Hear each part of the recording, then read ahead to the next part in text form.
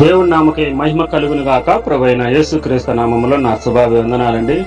ఎలా ఉన్నారు? బాగున్నారా? దేవుని మహాకృపను బట్టి మీరందరూ కూడా బాగుందరు గాక. దేవుడు అట్టి కృప మీకు అనుగ్రహించును గాక. ఆమేన్. రాండి, ఉదయ కాలమున దేవుని యొక్క పరిశుద్ధ గ్రంథము చదువుకొని ప్రార్థనలో ఏకీభవించుకుందాం. దేవుని యొక్క పరిశుద్ధ గ్రంథములోంచి పేతురు రాసిన మొదటి పత్రిక 1వ అధ్యాయము 13, 16, 2 వచనాలు మనం ఒకసారి చదువుకొని వాక్యమిని బలపడదాం. రండి.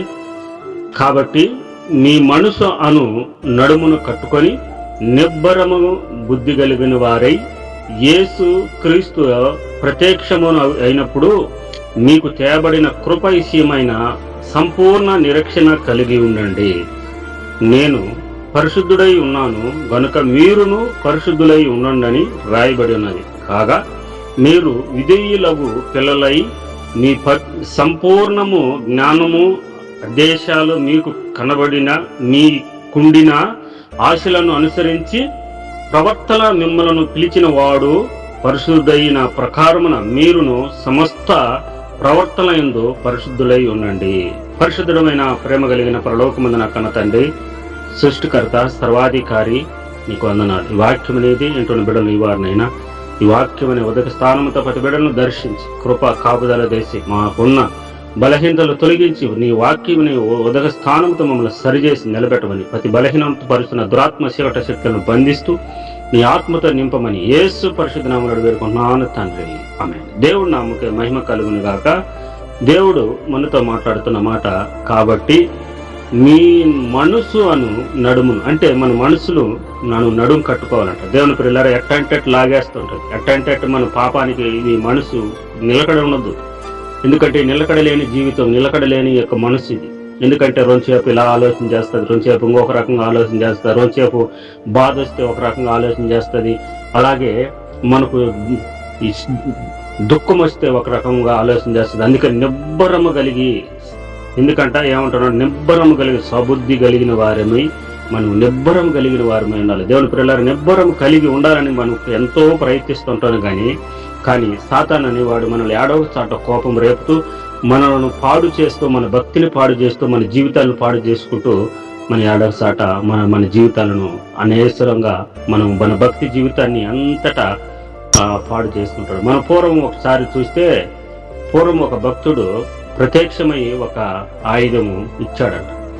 ఇచ్చితే, ఇది కింద పెట్టకూడదయ్యా, నువ్వు ఇంటికి పోయినంత వరకు కింద పెట్టకూడదంటే మధ్యలో ఒకరు ప్రత్యక్షమయ్యి అక్కడ అది ఇది చేసి అది కింద పెట్టేట్టుగా చేసినట్టు మనం చూస్తాం. అందుకని మన భక్తి జీవితాన్ని కూడా మనం నిలకడగా నిబ్బరము కలిగి యేసు ప్రభు రాకడ వరకు మనం కింద పడకుండా మన భక్తి జీవితాన్ని కాపాడుకోవాలని యేసు ప్రభు చెప్తాడు. కానీ మనం ఏం చేస్తాం తెలిసిన, ఏడవ చాట కింద పడటము, ఏడవ చాట ఆ భక్తిని పోగొట్టుకోవటము మనం ఉంటాం. దేవుని ప్రియులారా, పరిశుద్ధ గ్రంథములు అంటాది, నేను నా శత్రువ నేను కింద పడిన నా అతిశయపరగాకు, నీ కింద పడిన మళ్ళా లేచి నాకు చక్కగా నడుస్తానని మీద గ్రంథంలో రాయబడి ఉన్నది మాట. దేవుని ప్రియులారా, శత్రువు అంట మనను కింద పడతానే పక్క నవ్వుకుంటాడట. ఎందుకంటే నేను ఈయన్ని పడేశాను కదా. ఏబు జోతులకు పోయినాడు, ఆయన పడేయలేకపోయినాడు. భక్తులు చాలా మంది నిలకడగా ఉన్నారు, కానీ వాళ్ళ చేతులకు పోయినాడు, వాళ్ళ జోలికి పోయినప్పుడు వాళ్ళు నిలకడగా ఉన్నారు. కానీ మనం అంత భక్తి కలిగి లేను కదా. కాబట్టి మనం పడిపోయినప్పుడు వాడు పక్క నవ్వుకుంటూ, చూడు తండ్రి, ఇతడు పోయినాడు కదా, అయిపోయింది కదయ్యా, నేను భక్తి అంతా పోయింది కదని వాడు నవ్వుకుంటుంటాడు. దేవుని ప్రియులారా, అలాగే నిబ్బరము కలిగిన వారమై యేసుక్రీస్తు ప్రత్యక్షము కొరకు ఆయన అంటున్నాడు, మీరు పరిశుద్ధులై ఉన్నారు, మీరు కూడా ఆయన రాయబడినది కనుక. కాబట్టి మీరేమంట, విధేయులకు పిల్లలమై, దేవుని పిల్లరా, విధేయులమైన పిల్లలమై దేవుని పిల్లలమని మనం అనిపించుకోవాలని మనం ప్రయత్నం చేస్తుంటాం. కానీ నీవైనా నేనైనా ప్రపంచంలో ఎవరైనా కానీ ఎన్నో మార్లు జారిపోతుంటాం. ఈ లోక ఆశల్లోనూ ఎక్కడో చాట మనుషులు మనం జారిపోతూ ఉంటాం. దేవుని పిల్లరా, దేవుడి వాక్యం సెలవిస్తున్నది, ఆయన పరిశుద్ధుడు, పరమాత్ముడు. ఆయన ఎన్ని బాధలు వచ్చినా, ఎన్ని కష్టాలే వచ్చినా, ఎన్ని మాటలే దూషించుతున్నా ఎక్కడక్కడ నోట్లో ఒక్క మాట అయినా కానీ రాకుండా ఆయన జీవించాడంట. మనం అలాగా బ్రతకాలని మనం దేవుడు బోధిస్తున్నాడు. కానీ ఎన్నో దుర్బదాలమైన దుర్మాటలు మనం మాట్లాడుతుంటాం, ఎన్నో బూతులు మాట్లాడుతుంటాం, ఎన్నో అసహ్యమైన కార్యాలు మనం మాట్లాడుతుంటాం. దేవుని పిల్లరా, దేవునికి ఎన్నో మాటలు దుఃఖపరిచే వారమై మనం ఉంటాం. మనం ఉండకూడదని అనుకుంటాము.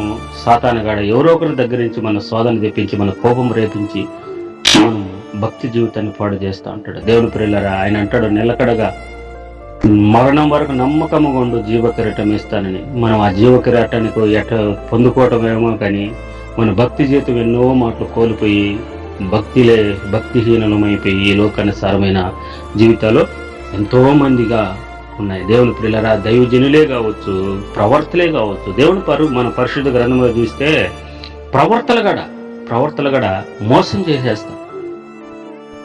రాజుల గ్రంథంలో ఒక ప్రవర్తన పలానా కాడికి పోయి నీవు పలానా మాట చెప్పాలి అని ఆయనకు చెప్తే అక్కడ నువ్వు అది చెప్పింపబడినది కనుక నువ్వేం తీసుకోకూడదు, దాంట్లో నుంచి నువ్వేం ఆశించకూడదు, నువ్వు మాట చెప్పి నువ్వు రావాలి అంటే అతడు అదే మాదిరి చెప్పి రాజు భంగపడతాడు. అయ్యా నువ్వు ఇక్కడ ఉండయ్యా, ఒక్క పూట భోజనం చేయి, రానాయన ఒక చొక్క నీళ్ళన్నా తాగని భంగపడినప్పుడు అతను నేను దేవుడు చేయొద్దున్నాడు, నేను చేసినాను అన్నప్పుడు మరి ఇంకొక అతను ఏం చేస్తాడంటే మోసంగా వచ్చి నేను ప్రవర్తనగా నాకు దేవుడు ప్రత్యక్షమైనాడు, అయ్యా ప్రవర్తన దావన పోతున్నాడు, పిలుచుకొచ్చి ఇంటికి అన్నం పెట్టవని అతను చెప్పినప్పుడు నమ్మి అతని ఇంటికి పోయినప్పుడు అతని ప్రాణాలు కోల్పోయినట్టుగా మనము చూస్తాం. మనం రాజుల గ్రంథంలో అది రాయబడిన. దేవుడు ప్రియులారా, అలాగ మన భక్తి జీవితాన్ని మన దేవుడు ఒక మార్గంలో నడచమంటే వాడు ఏదో ఒక మార్గంలో మనం నడిపించి ఆ భక్తి జీవితాన్ని పాగొట్టి వాటి సాతాన్ని బంధకాల్లో పడేట్టుగా కూడా ఎంతో ప్రయత్నం చేస్తూ ఉంటాడు. దేవుని ప్రియులారా, అట్టి మాటల నుంచి మనం విడుదల పొంది దేవుని వాక్యం మన హృదయాల నుంచి నడుమును కట్టుకొని మనుషును దిట్టముగా మనం ఉండాలని దేవుడి వాక్యము సెలవిస్తారు. అని ప్రార్థన చేసుకుందాం. ప్రేమ కలిగిన పరలోకమైన నా కన్న తండ్రి, కృప కలిగిన ప్రభా నీకు వందనాలు, స్తోత్రాలు. అవునైనా ఎన్నో మాటలు భక్తి కలిగి ఉండాలని చూస్తున్నాం. కొరింథీయులు రాసిన పత్రిక మేము నిలిచి ఉన్నామని తలుచుకుంటున్నాం, కానీ ఎన్నో మాటలు పడిపోతున్నామయ్యా, ఎన్నో మాటలు జారిపోతున్నాం, ఎన్నో మాటలు నేను నీకు విరోధంగా పాపం చేస్తున్నాం, ఎన్నో మాటలు నేను అనరాని మాటలు అనుకుంటాం, ఎన్నో మాటలు అసూయపడుతున్నాం, ఎన్నో మాటలు కోపగించుకుంటున్నాం.